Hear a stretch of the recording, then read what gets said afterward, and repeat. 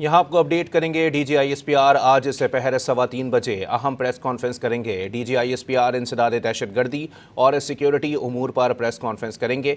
अहम खबर है, तर्जुमान पाक फ़ौज आज दोपहर 3:15 बजे अहम प्रेस कॉन्फ्रेंस करेंगे। DGISPR इंसदाद दहशतगर्दी और सिक्योरिटी उमूर पर प्रेस कॉन्फ्रेंस करेंगे। DGISPR आज दोपहर 3:15 बजे अहम प्रेस कॉन्फ्रेंस करने जा रहे हैं, जहां DGISPR इंसदाद दहशतगर्दी और सिक्योरिटी उमूर पर प्रेस कॉन्फ्रेंस करेंगे। यहाँ आपको अपडेट करेंगे। DGISPR आज दोपहर 3:15 बजे अहम प्रेस कॉन्फ्रेंस करेंगे। DGISPR इंसदाद दहशतगर्दी और सिक्योरिटी उमूर पर प्रेस कॉन्फ्रेंस करेंगे।